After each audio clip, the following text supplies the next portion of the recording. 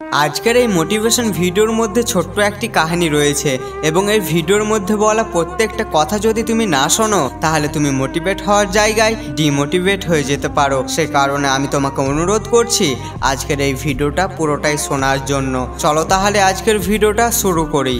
তুমি ফেল হয়ে গিয়েছো, পরীক্ষায় নাম্বার কম এসেছে, এই সব ভাবতে ভাবতে তোমার দম বন্ধ হয়ে যাচ্ছে। এই ভেবে তোমার আফসোস হচ্ছে যে যদি আমি ভালোভাবে আগে পড়াশোনা করে নিতাম তো আমি আজ সেই টপারদের লিস্টের মধ্যে থাকতাম। সেই সকল টপাররা চুপচাপ পরিশ্রম করছিল আর তুমি সেখানে পড়াশোনা না করে পুরো দুনিয়া ঘুরে বেড়াচ্ছিলে। সেই সব টপাররা না দিন দেখলো না রাত দেখলো, শুধু তারা পড়াশোনার আগুনের মধ্যে নিজেকে জ্বালিয়ে যাচ্ছিল। তুমি মজা করার লিমিট এত বেশি পার করে দিয়েছো যে তোমার কাছে এখন আর মজা করার মতো টাইম নেই, শুধু একটাই রেজাল্ট যার নিচে ফেল লেখা আছে। যাও এবার তুমি করো মজা, সব সময় এবার দেখতে থাকো রিলস। সেই ক্লাস 10 এর টপার ক্লাস 12 এর টপার হওয়ার জন্য আজ নিজেকে সে তৈরি করছে।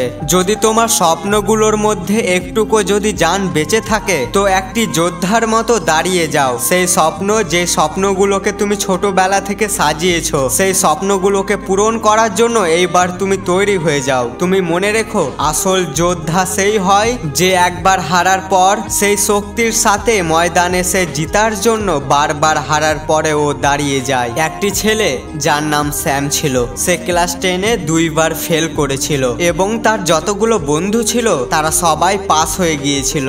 বাকি সব দুনিয়া, সমাজ, আত্মীয়, বন্ধু সবাই তাকে নিয়ে মজা করত যে শালা 2 বার পরীক্ষাতে ফেল করেছে। কিন্তু স্যাম হার মানেনি। পরের বার সেই আবার নিজেকে তৈরি করার জন্য পড়াশোনা শুরু করে দেয়। আর যখন স্যামের বন্ধুগুলো স্যামের সাথে দেখা করত তখন তার বন্ধুরা তাকে বলতো যে কোনো লাভ নেই পড়াশোনা করে, আর তুই পড়াশোনা করিস না কারণ তুই এমনিতে এইবার আবারও পরীক্ষায় ফেল করবি। কিন্তু স্যাম তাদের কারোর কথার জবাব দেয়নি। স্যাম চুপচাপ শুধু পরিশ্রম করে যাচ্ছিল।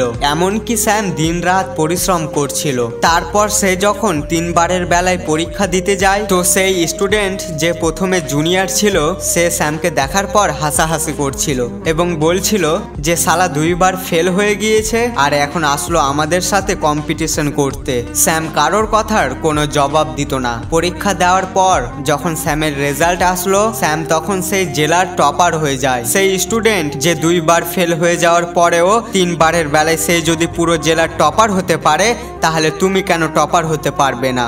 একবার ফেল হলো, 2 বার ফেল হলো, নম্বর কম আসলো, 1%ও ফারাক পড়ে না তোমার পরিশ্রমের ওপর। শুধু একটু পাগলামি ছিল। সে কারণে কখনোই জীবনে হার মেনে নিও না। তোমার মধ্যে এতটা প্রতিভা আছে যে তুমি পুরো দুনিয়া বদলাতে পারবে। তো পড়াশোনা কি জিনিস? পরীক্ষাতে কম নাম্বার পেলেও কিছু যায় আসে না। তো এইবার সবাইকে মুখের ওপর জবাব দেওয়ার জন্য নিজেকে তৈরি করো। সেই বই, যেই বইগুলোকে দেখলে তুমি ঘৃণা করতে, রেগে যেতে, সেই ঘৃণাগুলোকে ভালোবাসায় বদলে দাও এবং বইগুলির সাথে বন্ধুত্ব করো, তাকে ভালোবাসো। কারণ তুমি যদি 2025-এ টপার কিংবা ভালো নাম্বার পাওয়ার যদি টার্গেট বানাও তো সে টার্গেটকে পূরণ করার জন্য দিনরাত তোমাকে এক করতে হবে। কোনো বাহানা নয়, কোনো ফালতু ভিডিও নয় এবং কোনো টাইম পাস নয়। ব্যাস শুধু নিজের গোলকে অ্যাচিভ করার জন্য ময়দানে নেমে যাও। বন্ধু, তুমি একটা কথা মনে রেখো, যদি তোমার মধ্যে কোনো কিছু করার পাগলামি যদি না থাকে তো জীবনে তুমি কোনো কিছু করতে পারবে না। সেটা হোক পড়াশোনা কিংবা অন্য কিছু। তুমি নিজের মধ্যে পাগলামি নিয়ে আসো, দিন রাত পড়াশোনা করার, 15 ঘন্টা 18 ঘন্টা পড়াশোনা করার, তবেই তুমি টপার হতে পারবে।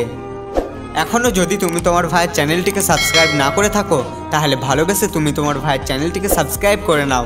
আবার দেখা হচ্ছে সবার সাথে পরবর্তী ভিডিওতে। সবাই ভালো এবং সুস্থ থেকো। খোদা হাফেজ।